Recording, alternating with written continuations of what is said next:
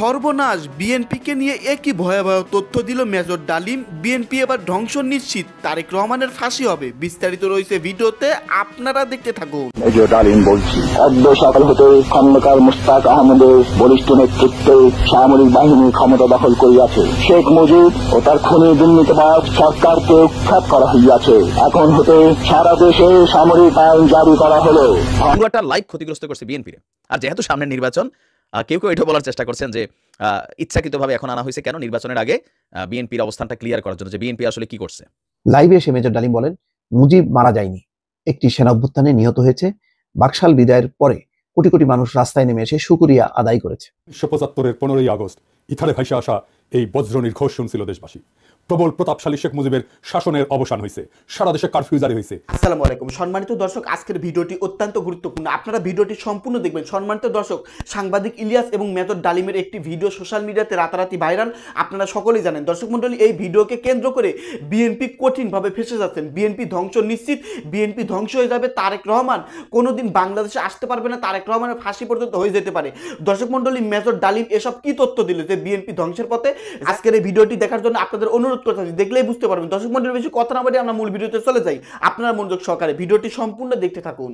কোনোভাবেই যেন মেজর ডালিমের ইস্যুটা এই মুহূর্তে মিডিয়াতে থামছে না, কারণ তিনি পুরো জাতিকে হিলাই রাখছেন। এতদিন যাবৎ এই মেজর ডালিমের একটাই পরিচয় ছিল, যে তিনি বঙ্গবন্ধু এবং তার যে পরিবার তাদেরকে হত্যার নেপথ্যের একজন প্রধান কারিগর। তো এরপরে গতকালকে তার লাইভের গুরুত্বপূর্ণ অংশগুলো যেহেতু আলোচনা হচ্ছে, আমরাও আরেকবার আলোচনা করছি, কারণ তার এই বক্তব্য, তার ছাত্রদেরকে প্রতি আহ্বান, সবকিছু মিলিয়ে আমি আবারও বলছি যে বিএনপি একটা বড় ধরনের ঝামেলায় পড়তে যাচ্ছে। ইভেন তারেক রহমান বা বেগম খালেদা জিয়া মেজর ডালিমকে ক্ষমা করবেন না, আমি এটা অ্যাডভান্সে বলে দিতে পারি। যে আপনি কিভাবে বলবেন ভাই যে কোথাও না কোথাও বিএনপির কাছে তো তিনি পছন্দের মানুষ ছিলেন এতদিন যাবত, কোথাও না কোথাও, তো এখন কেন রাতারাতি মেজর ডালিম বিএনপি তার প্রতি উল্টায় যাবে, বা ভবিষ্যতে বিএনপি ক্ষমতায় আসলেও মেজর ডালিম কিন্তু বাংলাদেশে যেতে পারবে না। কেন পারবে না আসুন হাতে কলমে দেখিয়ে দিচ্ছি।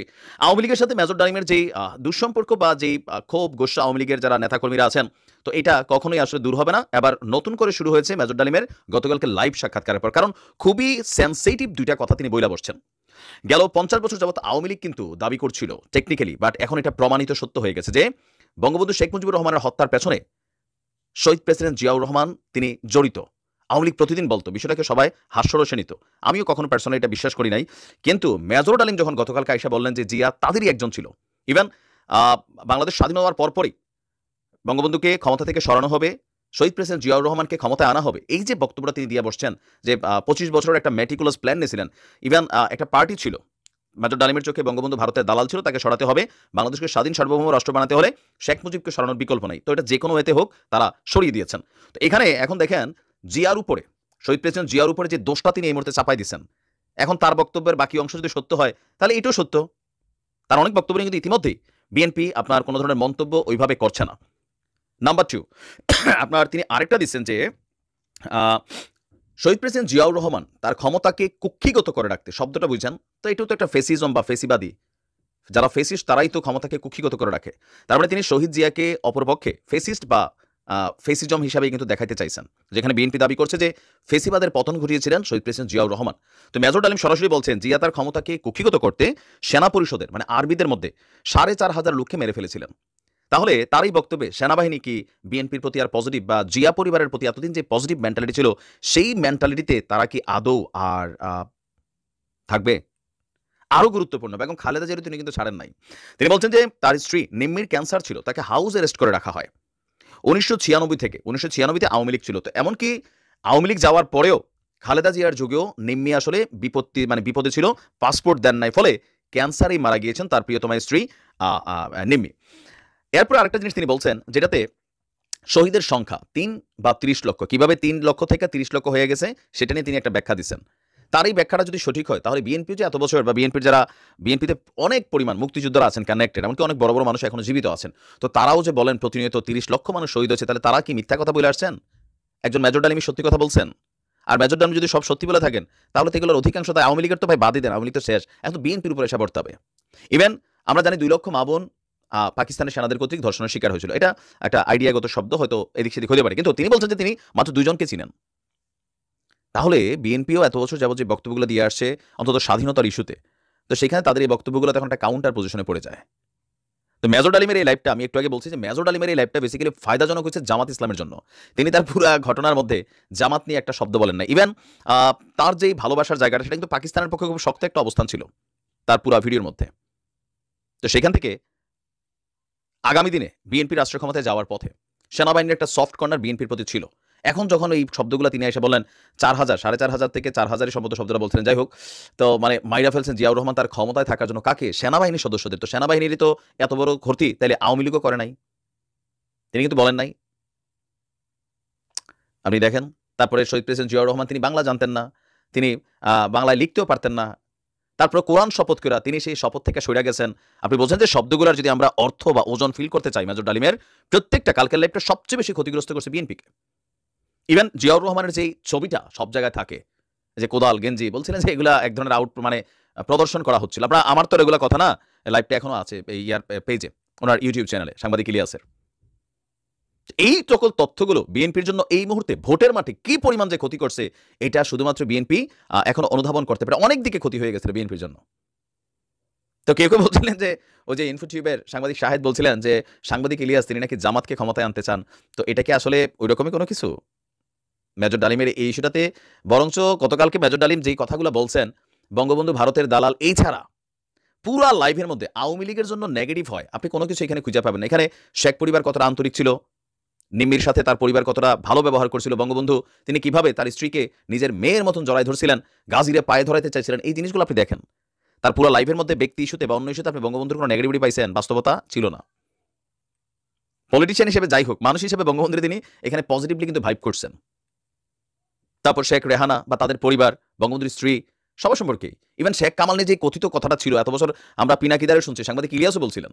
তো এখন তিনি যখন আইসা এগুলা বইলা দিলেন, এটাতে কি হলো? ওয়ান কাইন্ড অফ আওয়ামী লীগের জন্য কিছুটা হলেও পজিটিভ হয়েছে, বাট পুরাটা লাইফ ক্ষতিগ্রস্ত করছে বিএনপির। আর যেহেতু সামনের নির্বাচন, কেউ কেউ এটা বলার চেষ্টা করছেন যে ইচ্ছাকৃতভাবে এখন আনা হয়েছে কেন, নির্বাচনের আগে বিএনপির অবস্থানটা ক্লিয়ার করার জন্য, যে বিএনপি আসলে কি করছে। তবে আমার পার্সোনাল ধারণা, সাংবাদিক ইলিয়াস আওয়ামী লীগকেই কাউন্টার করার জন্য মেজর ডালিমরে তিনি নিয়ে আসছিলেন। এখানে অন্য পরিকল্পনা হয়তো নাও থাকতে পারে, কারণ যখন তিনি প্রশ্ন করেছিলেন মেজর ডালিম তিনি কথা বলছিলেন একটা কথার সাথে আরেকটা রিলেটেড, সেখান থেকে তিনি অনেকগুলো শব্দ সামনে নিয়ে আসছেন। তো এই টোটাল ফায়দাটা এটা কিন্তু জামাতের জন্য যাচ্ছে। এটা হয়তো অনেকে বোঝার যারা বুঝবেন, যারা বোঝার না তারা বুঝবেন। আমাদের সময় একটি রিপোর্ট করেছে, লাইভে এসে শেখ মুজিব এবং জিয়াউর রহমান নিয়ে যা বললেন মেজর ডালিম। ইউটিউব থেকে সংগৃহীত ছবি। প্রবাসী সাংবাদিক, আমেরিকা প্রবাসী সাংবাদিক ইলিয়াস হোসেন সাক্ষাৎকার নিয়েছেন মেজর ডালিমের। রোববার বিশেষ লাইভে যুক্ত আছেন বীর মুক্তিযোদ্ধা মেজর ডালিম বীর বিক্রম শিরোনামে এই লাইভে যুক্ত হন প্রাক্তন এই সামরিক কর্মকর্তা। লাইভে এসে মেজর ডালিম বলেন, মুজিব মারা যায়নি, একটি সেনা অভ্যুত্থানে নিহত হয়েছে। বাকশাল বিদায়ের পরে কোটি কোটি মানুষ রাস্তায় নেমে এসে শুকরিয়া আদায় করেছে। তিনি বলেন, শেখ মুজিব তার জুলুমের মাত্রা এতটাই তীব্র করেছিল, স্বৈরাচারী আচরণের মতো, যে তখন মানুষ রবের কাছে মুক্তি চাচ্ছিল তার জুলুমের অবসানের জন্য। কি অদ্ভুত ব্যাপার দেখেন, ঘটনাক্রম মিলে যাচ্ছে। শেখ হাসিনার শাসন থেকে মুক্তি পাওয়ার জন্য আমরা কত কাকুতি মিনতি করেছি, অপেক্ষা করেছি যে কবে মুক্তি হবে। ওই সময় শেখ মুজিবের সময় এখনকার প্রজন্ম তারা জানে না, কিন্তু তখনকার প্রজন্ম তারাও হয়তো মুক্তি চেয়েছিল। এই জন্য শেখ মুজিবুর রহমানের বিদায় নেবার পর হয়তো মানুষ শুকরিয়া আদায় করেছিল, রাস্তায় নেমেছিল, আনন্দ করেছিল, এইসব খবরাখবর এসছে। এখন যদিও এই ধরনের হত্যাকাণ্ড সমর্থনযোগ্য না, কিন্তু পরিস্থিতিটা ঘটে গেছে। ঘটার মধ্য দিয়ে কি হয়েছে, শেখ মুজিব শাসনের অবসান হয়েছে। বাংলাদেশে যেমন গণঅভ্যুত্থানে শেখ হাসিনা যদি দেশে থাকতেন তাহলে কি হতো বলা মুশকিল, কিন্তু সম্ভাব্য সেই রক্তপাত বন্ধ করা হয়েছে এবং সেনাবাহিনী এই ক্ষেত্রে খুবই সাহসী ভূমিকা নিয়েছে এবং সঠিক সিদ্ধান্ত নিয়েছে, যার ফলে রক্তপাতটা এড়ানো গেছে। তো কিভাবে মিল, বাবা এবং মেয়ের দুই শাসন থেকে মুক্তি পাওয়ার পরে মানুষ হাত ছেড়ে পাচ্ছে যে আল্লাহ আমরা বাঁচলাম। যাই হোক, মেজর ডালিম এই সাক্ষাৎকারে বলছেন, তথাকথিত নেতারা যখন ভারতে পালিয়ে গেল, ছিল না যখন কেউ নেতৃত্ব দেওয়ার জন্য, সমঝোতা নিয়ে সবাই ব্যস্ত। পাকিস্তান বাহিনী যখন বাঙালির উপর হামলে পড়েছিল তখন মেজর জিয়া স্বাধীনতা ঘোষণা আসে। আমি তখন পাকিস্তান আর্মিতে মেজর জিয়ার ঘোষণা শুনে মনে হলো আর বসে থাকার সময় নেই, আমরা তখনই পাকিস্তানের বিরুদ্ধে যুদ্ধে নেমে গেলাম। উল্লেখ্য 1975 সালের 15ই আগস্ট বাংলাদেশের তৎকালীন রাষ্ট্রপতি শেখ মুজিবুর রহমানকে 1975 সালের 15ই আগস্ট বাংলাদেশের তৎকালীন রাষ্ট্রপতি শেখ মুজিবুর রহমানকে সপরিবারে হত্যার সাথে মেজর ডালিম জড়িত ছিলেন।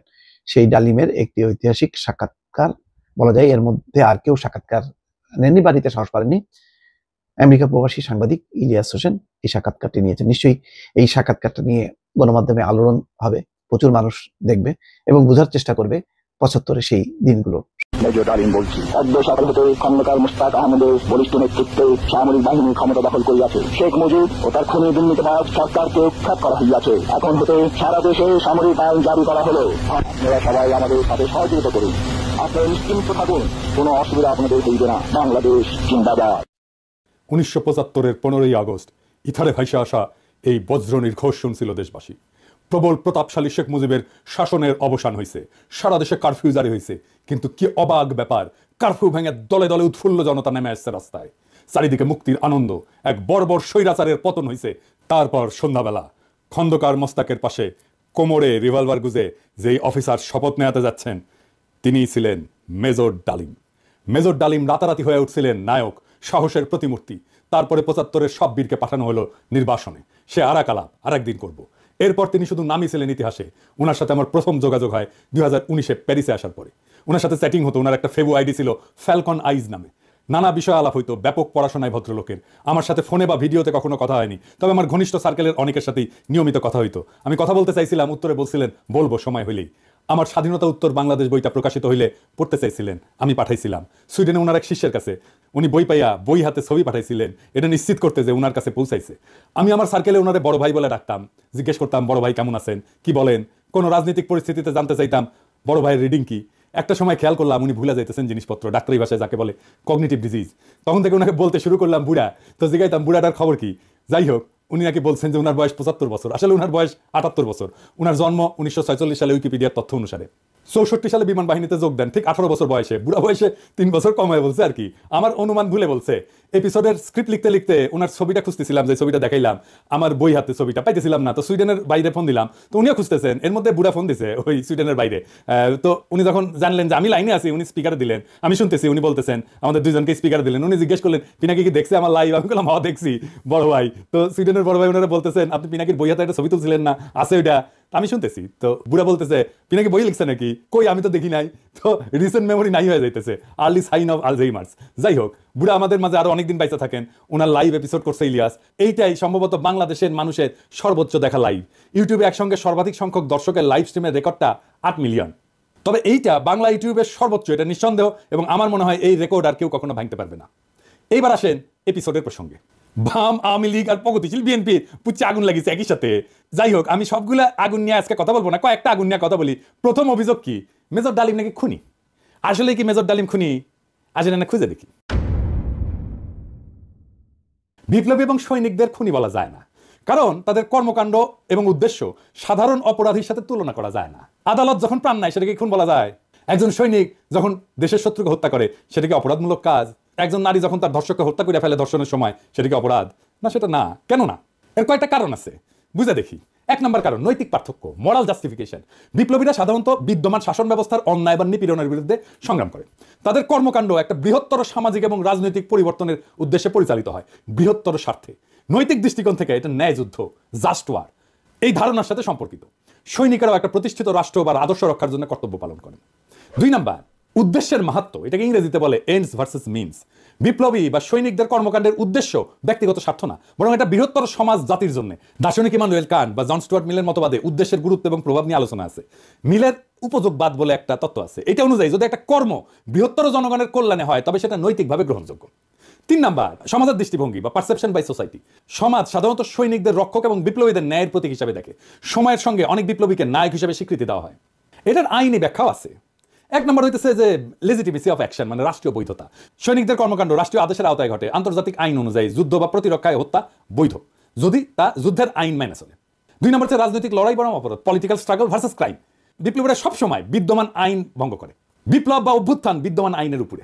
সেই জন্য বিপ্লবীদের কর্মকাণ্ডকে অপরাধ হিসেবে বিবেচনা করা যায় না, কারণ আইন এটা সংজ্ঞায়িত করে বা ডিফাইন করে অপরাধ, আর বিপ্লব এটার উপরে। উপরে থেকে এই অপরাধের ডেফিনেশন তো বিপ্লব গ্রহণ করবে না। জুলাই বিপ্লবে পুলিশ নিহত হয়েছিল, মারা গেছিল, মারে ফেলা হয়েছিল, এটা অপরাধমূলক কাজ না, এটা বিপ্লবী সহিংসতা। এই জন্যই এই হত্যার বিচার করা যাবে না, কারণ বিপ্লব অভ্যুত্থান আদালত বা আইনের চাইতে বড়। যদি পুলিশ হত্যার বিচার হয় তাহলে ধরে নেবেন বিপ্লব পরাজিত। 15ই আগস্টের বিপ্লব পরাজিত হয়েছিল জন্য আগস্ট বিপ্লবের নায়কদের বিচার এবং ফাঁসি হয়েছিল। 3 নম্বর হইতেছে যে ইচ্ছাকৃত হত্যা বনাম কর্তব্য। Intentional killing versus duty. সাধারণ অপরাধী ব্যক্তিগত স্বার্থে হত্যা করে, অন্যদিকে সৈনিকেরা যুদ্ধক্ষেত্রে এবং বিপ্লবীরা সামাজিক রাজনৈতিক কাঠামো এবং বিদ্যমান ব্যবস্থা বদলের উদ্দেশ্যে কাজ করে এবং এর ক্ষেত্রে বিপ্লবী সহিংসতা হয়। এইটা তাদের কাজকে ইচ্ছাকৃত হত্যাকাণ্ড থেকে আলাদা করে। সেই জন্যই তাদের কাজগুলোকে ইচ্ছাকৃত হত্যাকাণ্ড থেকে আলাদা হয়ে যায়। শেখ মুজিবকে কেউ খুন করেনি, সে অভ্যুত্থানে নিহত। তার পরিবারের সদস্যদেরকে খুন করেনি, তারাও অভ্যুত্থানে নিহত। দ্বিতীয় অভিযোগ হচ্ছে মেজর ডালিম শিশু হত্যা করেছে। আবার ইন্টারেস্টিংলি কৌতুকপ্রদভাবে এটা আইসিসে বামেদের কাছ থেকে, হ্যাঁ, মেজর ডালিমকে শিশু। সম্মানিত দর্শক, আপনারা বিস্তারিত ভিডিওতে দেখতে পারলেন চাঞ্চল্যকর তথ্য। বিএনপি কেন ধ্বংসের পথে, বিএনপি কেন ধ্বংস হবে, কেন বিএনপি আজকে এই পর্যায়ে। দর্শক মণ্ডলী, মেজর ডালিম এতদিন পরে এসে যেসব তথ্য দিয়েছেন সাংবাদিক ইলিয়াসের সাক্ষাৎকারে, আপনারা শুনলেই অবাক হয়ে যাবেন। ইতিমধ্যে আপনারা অনেকেই দেখে ফেলেছেন আজকের এই ভিডিওতে।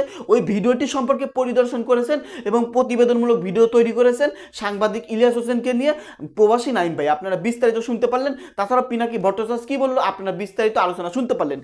দর্শক মণ্ডলী, এ সম্পর্কে আপনারা কিছু বলতে চাইলে আপনাদের মূল্যবান মতামত ভিডিওর কমেন্ট বক্সে অবশ্যই ঝটপট জানিয়ে দিবেন। ভিডিওর সঙ্গে সম্পূর্ণ আকারে থাকার জন্য আপনাদের সবাইকে অসংখ্য ধন্যবাদ।